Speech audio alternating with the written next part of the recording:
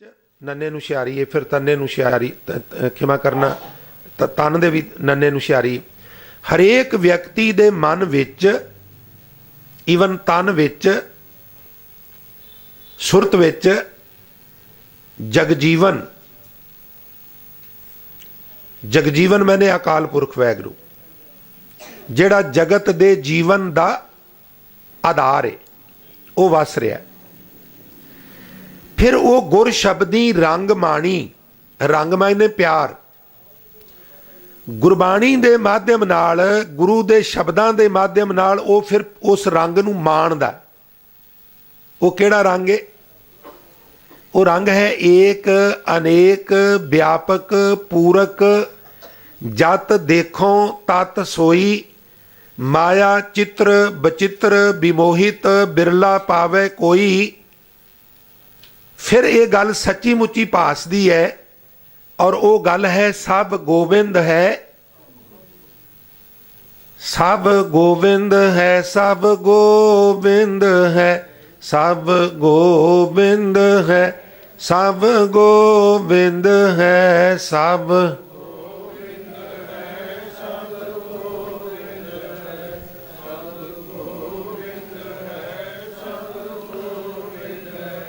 सब गोविंद है, सब गोविंद है, सब गोविंद है, सब गोविंद है, सब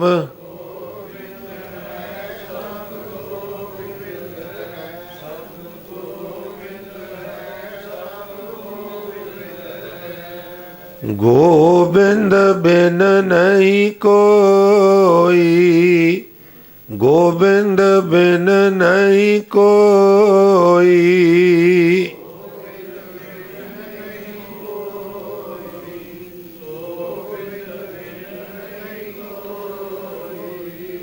गोविंद बिन नहीं कोई, गोविंद बिन नहीं कोई,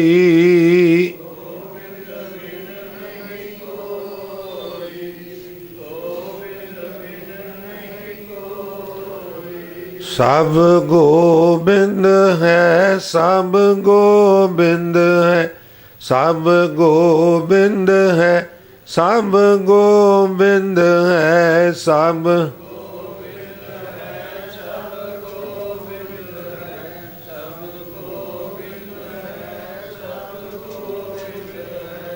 अंडज जेरज सेतज उत्पुज। संसार की जिन्नी भी उत्पत्ति है वो चार वसीलियां नाल पैदा हुंदी है।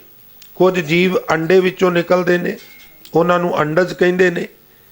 कुछ जेर वाले ने, उन्होंने जेरज कहते हैं। जिस तरह गां है, मझ है, बकरी है, भेड़ है, ये तमाम जेरज दे कैटागरी च आ जाते हैं। बहुत सारे पंछी, तितर, बटेरे, मुर्गे और होर इहदे नाल मिलदे जुलदे पंछी अंडज अखवांदे ने। और सेतज पसीने के माध्यम नाल, जिस तरह जूआं पैदा हो जानियां पसीने विचों, उन्होंने सेतज कहते हैं। उत्पुज वनस्पति।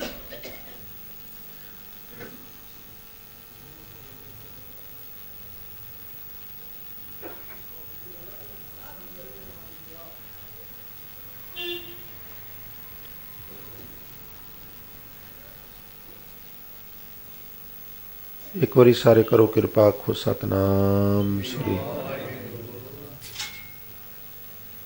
हजूर कहते अंडज जेरज सेतज उत्पुज, घट घट जोत समाणी। इन्हां चौं वसीलियां चों किसी भी वसीले के माध्यम नाल कोई जीव पैदा होया होवे, सारियां विच ही परमात्मा की जोत है। क्योंकि घट घट में हर जू बसै, संतन कहो पुकार। हुण सवाल ये पैदा होंदा भी बाणीकार बहुत ज़्यादा जोर देंदे ने इस गल विच भी हर हिरदे विच वो बैठा है, सब गोबिंद है। इहदे चों मॉरल की निकलदा है, मैसेज की है? मैसेज ये है भी जे असीं सच्ची मुच्ची समझ लीए भी जिहड़ा व्यक्ति मेरे सामने खड़ा है इहदे च परमात्मा दा निवास है, तो की असीं उहनूं गोली मार सकने आ? ਉਹਨੂੰ ਨੇਜਾ ਮਾਰ ਸਕਨੇ ਆ, ਉਹਨੂੰ ਡੰਡਾ ਮਾਰ ਕੇ ਉਹਦਾ ਸਿਰ ਖੋਲ ਸਕਨੇ ਆ, ਉਹਨੂੰ ਕਬੋਲ ਬੋਲ ਸਕਨੇ ਆ, ਉਹਦੀ ਆਤਮਾ ਵਲੂੰਦਰ ਸਕਨੇ ਆ, ਤੇ ਉੱਤਰ ਕੀ ਹੈ? ਬਿਲਕੁਲ ਨਹੀਂ। ਤੋ ਇਹ ਜਿਹੜੀ ਅਰਾਜਕਤਾ ਵਾਲਾ ਮਾਹੌਲ ਬਣਿਆ ਹੈ, ਇਹਦਾ ਇੱਕ ਕਾਰਨ ਹੈ ਬਈ ਅਸੀਂ ਆਖਦੇ ਜ਼ਰੂਰ ਹਾਂ ਪਰ ਸਹੀ ਮਾਇਨਿਆਂ ਦੇ ਵਿੱਚ ਮੰਨਣ ਤੋਂ ਅਸਮਰੱਥ ਹਾਂ। ਸਾਹਮਣੇ ਵਿਅਕਤੀ ਆ ਰਿਹਾ, ਕੋਈ ਕਵੇ ਜੀ ਇਹ ਪ੍ਰਮਾਤਮਾ ਆ ਰਿਹਾ, ਅਸੀਂ ਕਵਾਂਗੇ ਭਗਵਾਨ ਆ ਰਿਹਾ। ਇਸ ਤੋਂ ਵੱਡਾ ਤੇ ਸ਼ੈਤਾਨ ਦੁਨੀਆ 'ਚ ਕੋਈ ਬੰਦਾ ਨਹੀਂ, ਤੁਸੀਂ ਉਹਨੂੰ ਭਗਵਾਨ ਕਹਿੰਦੇ ਹੋ। ਕਿਉਂਕਿ ਜਿਸ ਤਰ੍ਹਾਂ ਦਾ ਅੱਖਾਂ ਤੇ ਚਸ਼ਮਾ ਲੱਗਾ ਹੈ ਉਸੇ ਤਰ੍ਹਾਂ ਦਾ ਦਿਸੇਗਾ। ਜਦੋਂ ਸੱਚੇ ਪਾਤਸ਼ਾਹ ਕਹਿੰਦੇ ਏਕ ਪਿਤਾ ਏਕਸ ਕੇ ਹਮ ਬਾਰਕ, ਗੁਰਮੁਖੋ ਤੁਸੀਂ ਕਿਸੇ ਵਿਅਕਤੀ ਨੂੰ ਆਉਂਦੇ ਦਾ ਸਤਿਕਾਰ ਕਰੋ, ਉਹਨੂੰ ਫਤਿਹ ਬੁਲਾਓ, ਸਤਿ ਸ੍ਰੀ ਅਕਾਲ ਬੁਲਾਓ। ਜਦੋਂ ਉਹਦਾ ਬੱਚਾ ਮਿਲੇ ਉਹਨੂੰ ਥੱਪੜ ਮਾਰੋ, ਮੰਨ ਲਿਆ ਸਪੋਜ਼, ਕੀ ਉਸ ਵਿਅਕਤੀ ਦਾ ਤੁਹਾਡੇ ਨਾਲ ਪਿਆਰ ਪੈ ਸਕਦਾ ਹੈ? ਨਹੀਂ ਪੈ ਸਕਦਾ ਨਾ। ਸਾਨੂੰ ਉਹ ਬੰਦਾ ਚੰਗਾ ਲੱਗਦਾ ਹੈ ਜਿਹੜਾ ਸਾਡੇ ਬੱਚਿਆਂ ਨੂੰ ਵੀ ਮੁਹੱਬਤ ਕਰੇ, ਪਿਆਰ ਕਰੇ, ਸਤਿਕਾਰ ਦੇ, ਲਾਡ ਕਰੇ, ਉਹ ਸਾਨੂੰ ਚੰਗਾ ਲੱਗਦਾ ਹੈ। ਸਿਆਣਾ ਬੰਦਾ ਤੇ ਸਗੋਂ ਕਿਸੇ ਨਾਲ ਨੇੜ ਬਣਾਉਣਾ ਹੋਵੇ ਤਾਂ ਉਹਦੇ ਬੱਚਿਆਂ ਨੂੰ ਪਹਿਲੋਂ ਸਤਿਕਾਰ ਕਰ ਦਿੰਦਾ, ਉਹਦੇ ਬੱਚਿਆਂ ਨੂੰ ਪਿਆਰ ਕਰਦਾ।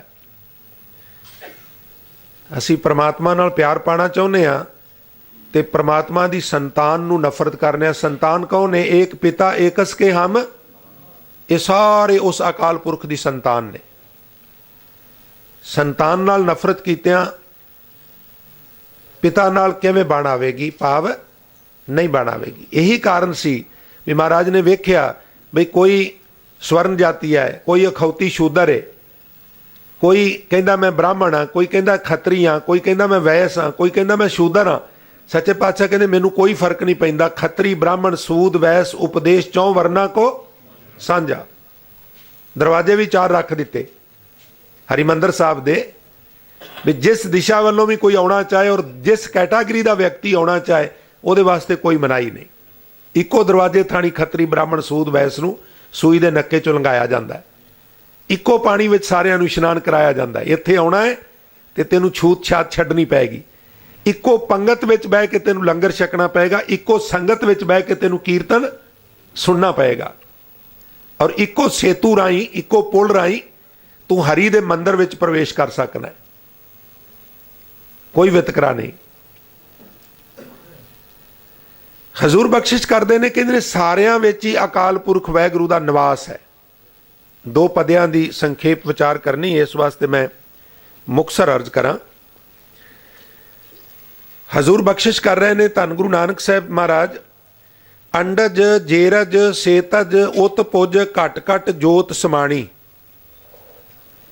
ਹਰ ਘਟ ਵਿੱਚ, ਹਰ ਹਿਰਦੇ ਵਿੱਚ ਉਹਦੀ ਜੋਤ ਸਮਾਈ ਹੋਈ ਹੈ। ਕਿਉਂਕਿ ਸਭ ਮੈਂ ਜੋਤ, ਜੋਤ ਹੈ ਸੋਏ ਤਿਸ ਦੇ ਚਾਨਣ ਸਭ ਮੈਂ।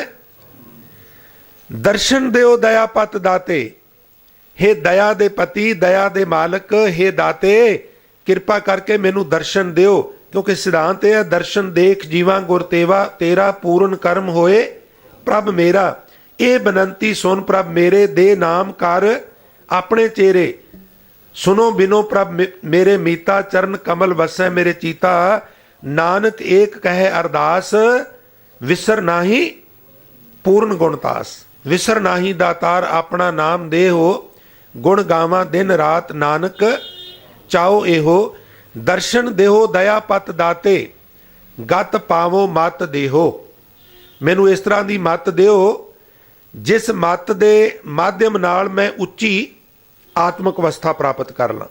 ਉੱਚੀ ਆਤਮਕ ਅਵਸਥਾ ਮਰਨੋਂ ਉਪਰੰਤ ਨਹੀਂ ਪ੍ਰਾਪਤ ਹੁੰਦੀ, ਜੀਂਦੇ ਜੀ ਪ੍ਰਾਪਤ ਕਰਨੀ ਪੈਂਦੀ ਹੈ। ਉੱਚੀ ਆਤਮਕ ਅਵਸਥਾ ਕੀ ਹੈ?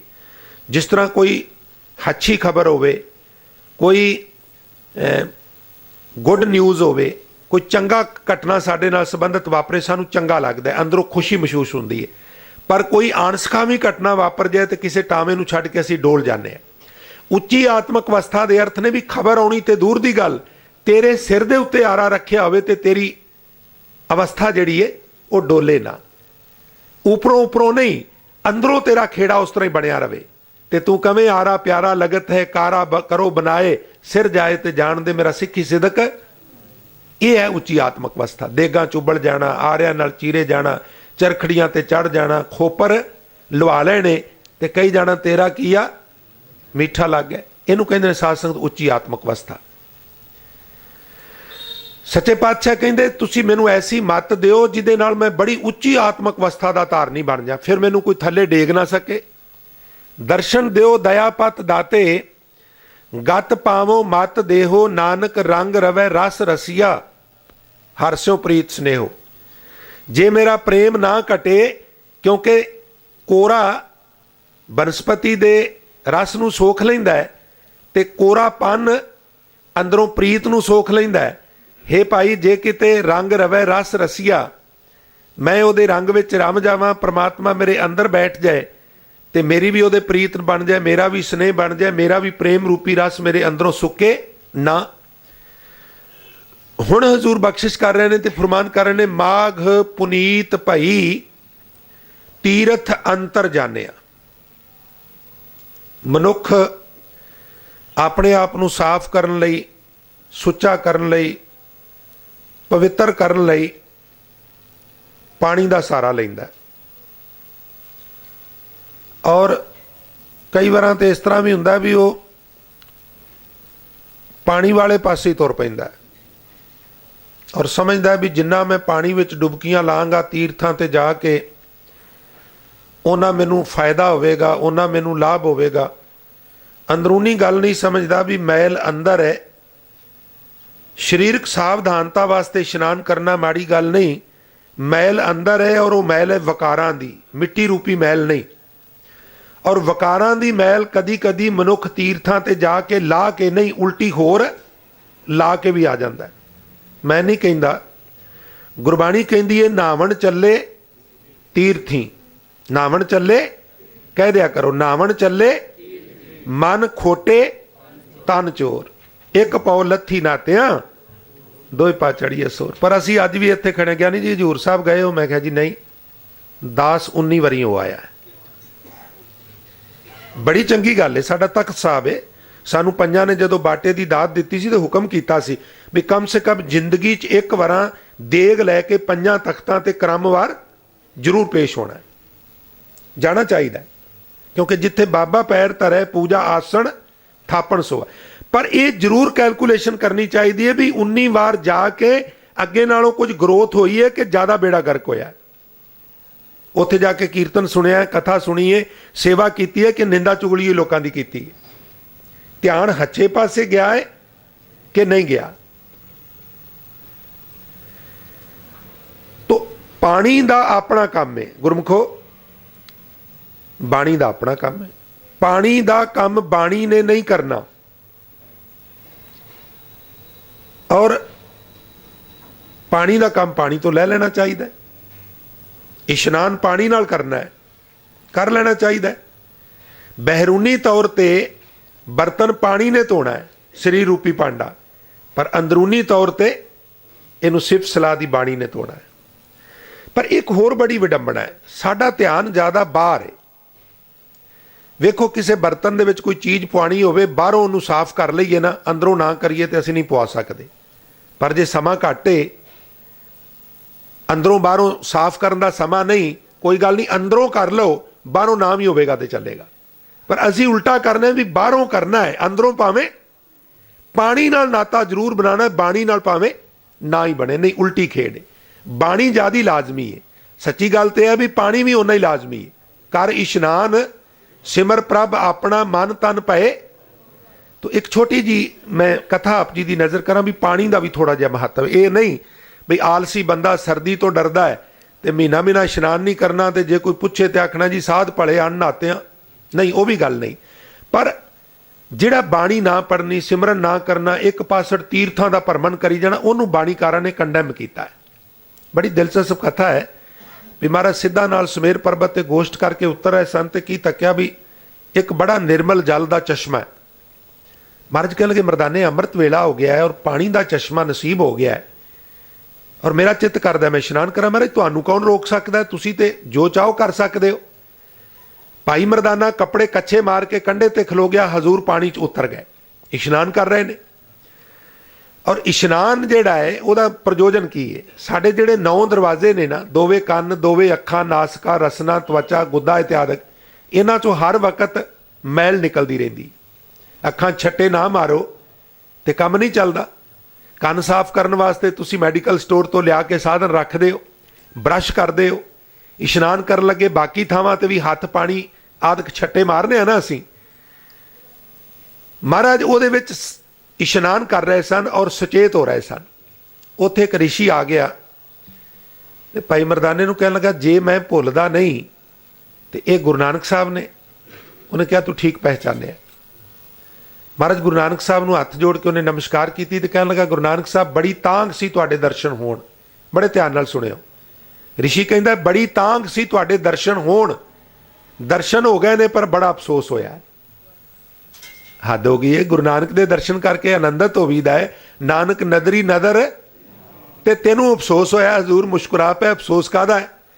आखन लगे महाराज जिन्हां नूं ज्ञान नहीं ਉਹ ਤੇ ਸਮਝਣ ਵੀ ਪਾਣੀ ਦਾ ਇਸ਼ਨਾਨ ਜ਼ਰੂਰੀ ਹੈ। ਤੁਸੀਂ ਤੇ ਪਰਮ ਗਿਆਨੀ ਹੋ, ਤੁਸੀਂ ਵੀ ਪਾਣੀ ਨਾਲ ਇਸ਼ਨਾਨ ਕਰਨ ਵਿੱਚ ਵਿਸ਼ਵਾਸ ਰੱਖਦੇ ਹੋ।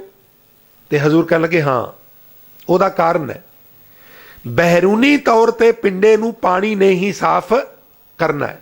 ਸਾਡੇ 9 ਦਰਵਾਜ਼ੇ ਹਮੇਸ਼ਾ ਮੈਲ ਛੱਡਦੇ ਰਹਿੰਦੇ ਨੇ। ਲਿਖਿਆ ਉੱਥੇ ਸੂਰਜ ਪ੍ਰਕਾਸ਼ 'ਚ 9 ਦਰ ਸਰਵੇਂ ਸਦਾ ਹੀ। ਸਰਵੇਂ ਮੈਨੇ ਮੈਲੇ ਹੁੰਦੇ ਰਹਿੰਦੇ ਨੇ। 9 ਦਰ ਸਰਵੇਂ सदा ही आत्मलीनता होए, आत्मलीन हो जाते हैं। शुद्ध होत जल के मिले उचित इशनाने जोए। जल मिलन नाल शुद्ध होंदे ने, इसलिए इशनान करना उचित। उचित मायने ठीक है, करना चाहिए। पर इशनान ते पानी नाल कर ले, बाहरों ते धो ले, बाहरों धोती तुंबड़ी अंदर विस, अंदरली जिहड़ी विस है वह बाणी ने बाहर कड्ढनी। ਇਹਨੂੰ ਮਹਾਰਾਜ ਕਹਿੰਦੇ ਨੇ ਕਰ ਇਸ਼ਨਾਨ ਸਿਮਰ ਪ੍ਰਭ ਆਪਣਾ ਮਨ ਤਨ ਭਏ। ਬਾਣੀ ਵੀ ਸੰਪਰਕ ਬਣਾ ਤੇ ਪਾਣੀ ਨਾਲ ਵੀ ਸੰਪਰਕ ਬਣਾ। ਪਾਣੀ ਦਾ ਕੰਮ ਪਾਣੀ ਤੋਂ ਲੈ ਔਰ ਬਾਣੀ ਦਾ ਕੰਮ ਬਾਣੀ ਤੋਂ ਲੈ। ਜੇ ਤੂੰ ਸਿਰਫ ਪਾਣੀ ਨਾਲ ਹੀ ਨਾਤਾ ਬਣਾਏ ਤੇ ਬਾਣੀ ਨਾਲ ਜੁੜੇ ਨਾ ਤੇ ਫਿਰ ਬਾਣੀਕਾਰ ਕਹਿੰਦੇ ਨੇ ਅੰਤਰ ਮੈਲ ਜੇ ਤੀਰਥ ਨਾਵੇ ਤਿਸ ਬੈਕੁੰਠ ਨਾ ਜਾਣਾ।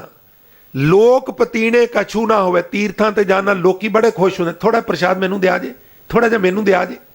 बंदा बड़ा खुश हुंदा भी मैं तो हुण ऋषि बन गया वां, मेरे कोल ते लोकी प्रसाद लैंदे।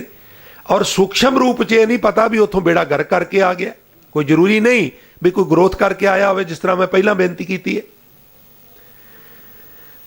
अंतर मैल भांडा अंदरों गंदा है, मांज बाहरों रहे हैं। नहीं, अंतर मैल जे तीर्थ नावे। कबीर गंगा तीर जो घर करे पीवे निर्मल नीर, बिन हर भगत ना मुकत होए इउं कह रमै कबीर। कोई गंगा दे किनारे ते घर बना ले, ਉਹਦੇ पानी नाल ही किचन विच वरते, ਉਹਦੇ पानी नाल ही नावे, ਉਹਦੇ नाल ही कपड़े धोवे, ਉਹਦੇ नाल ही घर धोवे, नाम ना जपे ते बाणी कहंदी है पार उतारा तां भी नहीं होवेगा। क्योंकि तिस बैकुंठ ना जाना लोक पतीने कछू ना होवे, ना ही राम अयाना पूजो राम एक ही देवा। क्योंकि साचा नामन गुर की सेवा। फिर उदाहरण दी कह लगे जल के मज्जन जे गत होवे। पानी नाल इशनान कीतियां जे आत्मक अवस्था उच्ची हुंदी होवे, नित नित मेंढुक मम्मे नूं लाए ढाडी वाले ढड्डे नूं औंकड़े और मम्मे नूं लां दे नाल बकायदा उत्थे बिंदा लगा होया। जल के मज्जन जे गत होवे नित नित मेंढुक नावे, जैसे मेंढुक तैसे ओए नर फिर परत परत के जोनी आवे। मनो कठोर मरे बनारस। मन बड़ा कठोर है, अंदर कोई सेंसिटिविटी नहीं, संवेदनशीलता खत्म हो गई है। ये सामने बंदे का कतल हो जाए तो यदी अख गिली नहीं होंगी, इन्ना कठोर हो गया। पर घर कित्थे पाया? बनारस जाके, घर मक्के जाके, घर उत्थे जिथे हजरत ईसा नूं सलीब ते टंगिया गया सी, घर उत्थे जिथे गुरु रामदास ने हरमंदर साहब बनाया, उस शहर च जाके पा लिया। पर मन कठोर है, बात नहीं बनेगी। मनो कठोर मरै बनारस, नरक ना बांचा जाए। तेनू नरक तो कोई नहीं बचा सकेगा। दूजे पासे हर का संत मरै हड़ंबा। इनू मगर भी कहते ने, इनू हड़ंबा भी कहते ने। वो हड़ंबे विच भी मरे तो सगली सैन तराई, क्योंकि हड़ंबा सरापी हुई धरती मनी जाती है ना। मैं थोड़ी जी 2 मिनट तुहाडे जाए होणगे बेनती करदे हां। कहानी ये कहती है भी वेद व्यास अध्यापक सन, मूल रूप च विद्यादाते सन।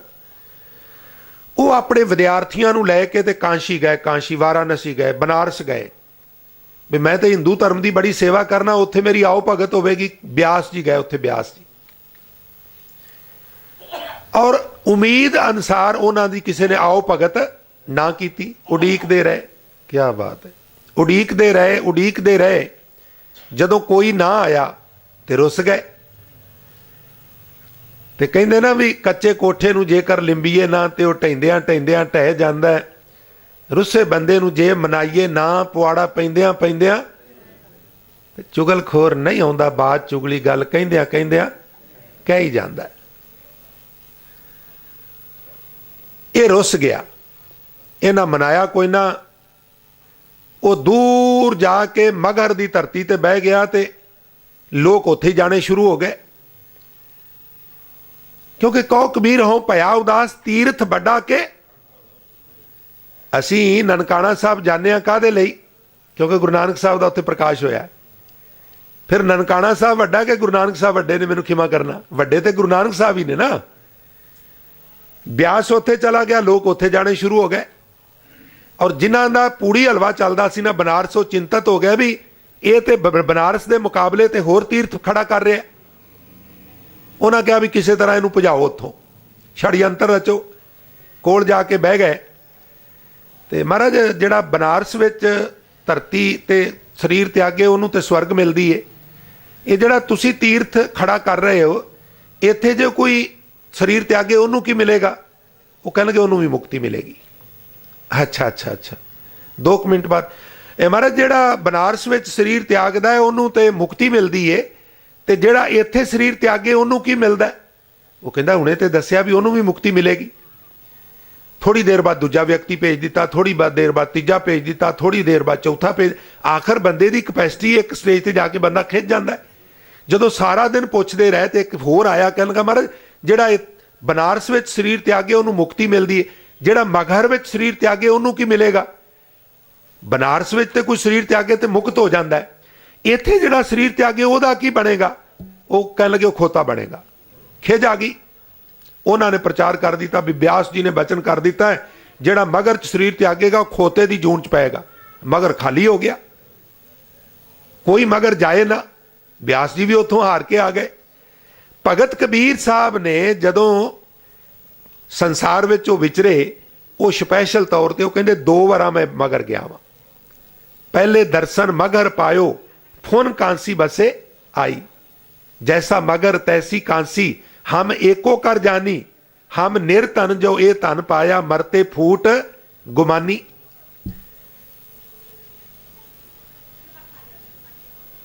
तो भगत कबीर साहब ने शरीर ही उत्थे त्यागया साडा भरम दूर करने लई भी बंदे दे कर्मां ते नवेड़ा हुंदा है। किसी जगह दे उत्ते शरीर त्यागन नाल मुक्ति का कोई सरोकार नहीं है। इसलिए जल के मज्जन जे गत होवै, नित नित मेंढुक नहावै। जैसे मेंढुक तैसे ओए नर, फिर जोनी आवे। मनो कठोर मरे बनारस, नरक ना बांचिया जाई। हर का संत मरे हड़ंबे, तां सगली सैन तराई। हड़ंबा मगर नूं कहंदे ने। दिनस ना रैन, बेद ना सास्त, तहां बसै निरंकारा। कहो कबीर नर तिसै त्यावो, बावरिया संसारा। क्या बात है। सच्चे पातशाह गुरु नानक साहब महाराज हुण बख्शिश कर रहे ने। माघ पुनीत भई, आम तौर पर प्रयागराज जिथे यमुना ते गंगा इकट्ठे मिलते हैं, हिंदू लोगों का यह विश्वास है भी इत्थे सरस्वती नदी गुप्त रूप में मिलती है। उन्होंने त्रिवेणी भी कहते हैं, 3 नदियों का संगम। प्रयाग भी कहते ते इलाहाबाद भी कहते हैं। माघ दी संगरांद नूं उत्थे इशनान का विशेष महत्व दस्या गया। मरद कहते ने माघ पुनीत भई, तीरथ अंतर जानिया। अंतरगत तीरथ मल नाओ। माघ मज्जन संग साधुआ, ਇਹ ਸਾਧ ਸੰਗਤ ਕੀ ਹੈ? ਤ੍ਰਿਵੇਣੀ ਹੈ। ਮਹਾਰਾਜ ਤ੍ਰਿਵੇਣੀ ਤੇ ਪਾਣੀ ਹੁੰਦਾ, ਉਹਦੇ ਨਾਲ ਨਹਾਈਦਾ। ਇਹ ਸੰਗਤ ਵਿੱਚ ਕਿਹੜਾ ਪਾਣੀ ਹੈ ਜਿਹਦੇ ਨਾਲ ਨਹਾਈਏ? ਤੇ ਹਜ਼ੂਰ ਕਹਿੰਦੇ ਧੂੜੀ ਕਰ ਇਸ਼ਨਾਨ, ਨਿਮਰਤਾ ਨਾਲ ਜੋੜੇ ਤੇਰਾ ਇਸ਼ਨਾਨ ਹੈ। ਮਹਾਰਾਜ ਉਹ ਤੇ ਫਿਰ ਡੁਬਕੀ ਲਾ ਕੇ ਬਾਹਰ ਆ ਕੇ ਅਨਾਜ ਦਾਨ ਕਰਦੇ ਨੇ, ਮੈਂ ਕੀ ਦਾਨ ਕਰਾਂ? ਤੇ ਹਜ਼ੂਰ ਕਹਿੰਦੇ ਹਰ ਕਾ ਨਾਮ ਧਿਆਏ ਸੁਣ ਸਭਨਾਂ ਨੂੰ ਕਰ, ਆਪ ਜਪ ਤੇ ਹੋਰਨਾਂ ਨੂੰ ਜਪਾ, ਇਹ ਤੇਰਾ ਦਾਨਾ ਸਿਰ ਦਾਨ ਨਾਮਦਾਨ। ਇਹ ਤੋਂ ਵੱਡਾ ਹੋਰ ਕੋਈ ਦਾਨ ਨਹੀਂਗਾ। ਇਹ ਦਾਨ ਕਰਿਆ ਕਰ। ਅਨਾਜ ਦਾ ਕਾਹਦਾ ਦਾਨ ਕਰਨਾ ਹੈ? ਮਾਗ ਮੱਜਨ ਸੰਗ ਸਾਧੂਆਂ ਧੂੜੀ ਕਰ ਇਸ਼ਨਾਨ, ਹਰ ਕਾ ਨਾਮ ਧਿਆਏ ਸੁਣ ਸਭਨਾਂ ਨੂੰ ਕਰ ਦਾਨ, ਜਨਮ ਕਰਮ ਮਲ ਉਤਰੇ ਮਨ ਤੇ ਜਾਏ, ਸੱਚੇ ਮਾਰਗ ਚੱਲਦਿਆਂ ਉਸਤਤ ਕਰੇ, ਸਾਰਾ ਜਹਾਨ ਤੇਰੀ ਉਸਤਤ ਕਰੇਗਾ। ਇਹ ਕੋਈ ਜ਼ਰੂਰੀ ਨਹੀਂ ਤੂੰ ਤ੍ਰਿਵੇਣੀ ਤੇ ਇਸ਼ਨਾਨ ਕਰੇ ਤੇ ਲੋਕ ਤੇਰੀ ਤਾਰੀਫ ਕਰਨ, ਪਰ ਤੂੰ ਨਾਮ ਜਪ ਕੇ ਵੇਖ, ਸਾਰਾ ਸੰਸਾਰ ਤੇਰੀ ਇੱਜ਼ਤ ਕਰੇਗਾ, ਤੇਰੀ ਸਿਫਤ ਕਰੇਗਾ, ਕਿਉਂਕਿ ਸੱਚੇ ਮਾਰਗ ਚੱਲਦਿਆਂ ਉਸਤਤ ਕਰੇ ਜਹਾਨ। ਤੀਰਥ ਅੰਤਰ ਜਾਣਿਆ ਸਾਜਨ ਸਹਿਜ ਮਿਲੇ, ਗੁਣ ਗਏ ਅੰਕ ਸਮਾਨਿਆ। ਸਾਜਨ ਅਕਾਲ ਪੁਰਖ ਵਾਹਿਗੁਰੂ ਆਤਮਕ ਅਡੋਲਤਾ ਵਿੱਚ ਮਿਲ ਗਏ, ਉਹਨਾਂ ਨੇ ਮੈਨੂੰ ਆਪਣੇ ਵਿੱਚ ਸਮਾ ਲਿਆ, ਮੈਨੂੰ ਆਪਣੀ ਗੋਦ 'ਚ ਬਿਠਾ ਲਿਆ। ਪ੍ਰੀਤਮ ਗੁਣ ਅੰਕੇ ਸੁਣ ਪ੍ਰਭ ਬੰਕੇ, ਤੁਧ ਭਾਵਾਂ ਸਰ ਨਾਵਾਂ। ਸਰ ਮੈਨੇ ਸਰੋਵਰ। ਅਸਲ ਵਿੱਚ ਗੁਰੂ ਨਾਨਕ ਸਾਹਿਬ ਕਹਿੰਦੇ ਇਸ਼ਨਾਨ ਕੀ ਹੈ? ਪਰਮਾਤਮਾ ਨੂੰ ਭਾ ਜਾਣਾ ਹੀ ਇਸ਼ਨਾਨ ਹੈ। ਤੀਰਥ ਨਾਵਾਂ ਜੇ ਤਿਸ ਭਾਵਾਂ, ਵਿਣ ਭਾਣੇ ਕੇ ਨਾਏ ਕਰੀ। ਜੇਤੀ ਸਿੱਠ ਉਪਾਈ ਵੇਖਾਂ ਵਿਣ ਕਰਮਾਂ ਕੇ, ਮਿਲੇ ਲਈ ਮੱਤ ਵਿੱਚ ਰਤਨ ਜਵਾਰ ਮਾਣਕ।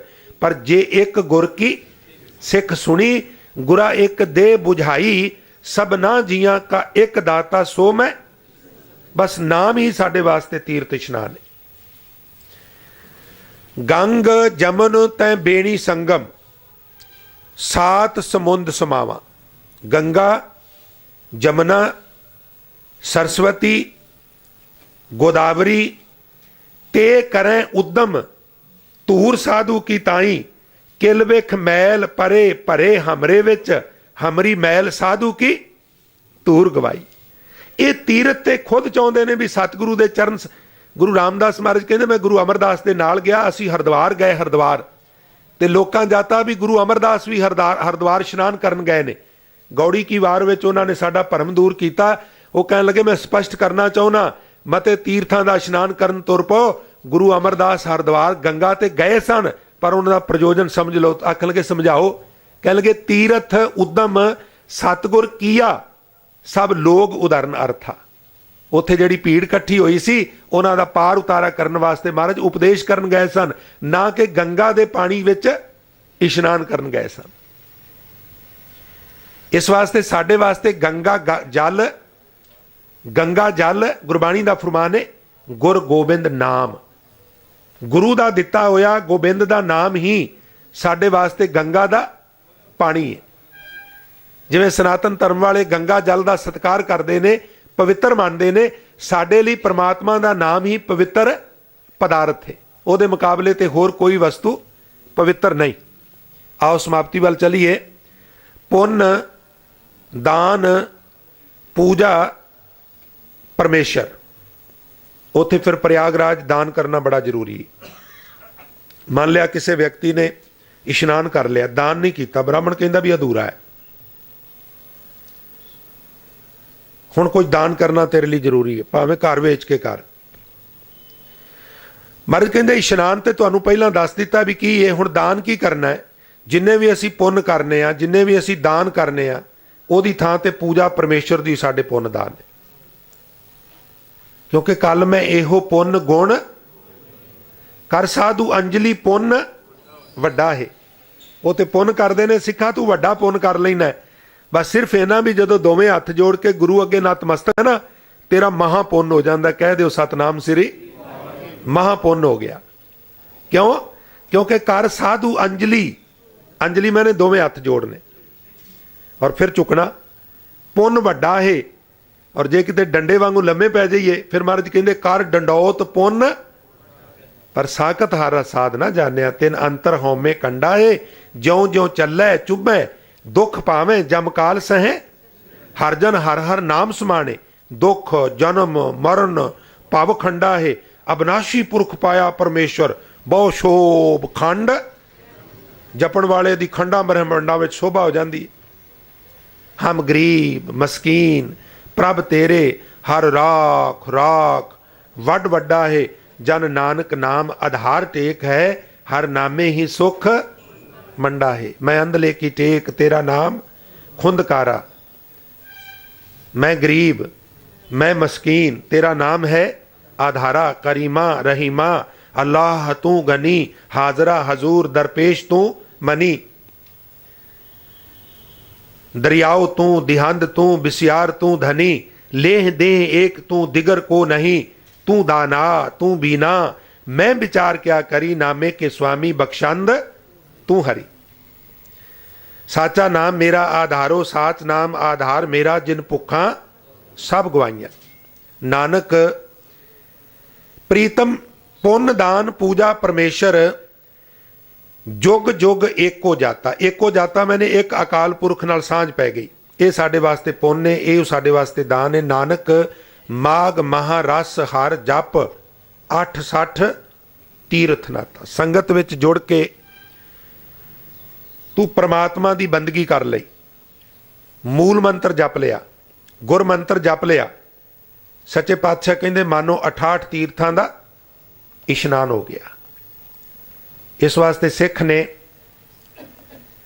इस वहम भरम विच नहीं पैना। सानू हुक्म है भी खंडे की पौड़ लै के पंजां प्यारियां वालों दसी हुई रहत कुरैत नूं फॉलो करना है, और अमृत वेले उठ के वाहगुरु गुरमंत्र ते मूल मंत्र का जाप करना है, नितनेम दीयां बाणियां का पाठ करना है, दसवंध कढ़ना है, संगत विच आउणा है, और बहिंदियां उठदियां तुरदियां फिरदियां चित्त विच सुरत विच वाहगुरु नूं वसा के रखना है। और सानू किसी उचेचे तीरथ ते जाके अपना वक़्त अपनी एनर्जी अपनी मनी ज़ाया करन दी लोड़ नहीं। साडे वास्ते गुरु की संगत विच जुड़ के सिमरन करना ही 68 तीर्थां दा इशनान है। दिता होया समा समाप्त है। साध संगत इन्नियां ही बेनतियां प्रवान करनियां, भुलां गलतियां दी मुआफ़ी बख्शिश करनी। हुण गुरुद्वारा साहब दे हजूरी रागी गुरमुख प्यारे भाई साहब सिंह आप जी नूं गुरबाणी कीर्तन राही निहाल करनगे। दास दी अप्रैल महीने की टर्म जिहड़ी है समाप्त है। सच्चे पातशाह ने किरपा की तो फिर 1 मई तो जिस तरह ਸਕੈਚੁਅਲ बनाया गया है ਉਹਦੇ मुताबिक 10 मई तक फिर गुरमत विचारां के माध्यम नाल आप जी के चरण चाड़न वास्ते दास हाजिर होवेगा। तदों तक वास्ते इजाजत बख्शिश करो जी। वाहिगुरु जी का खालसा वाहिगुरु जी की फतेह।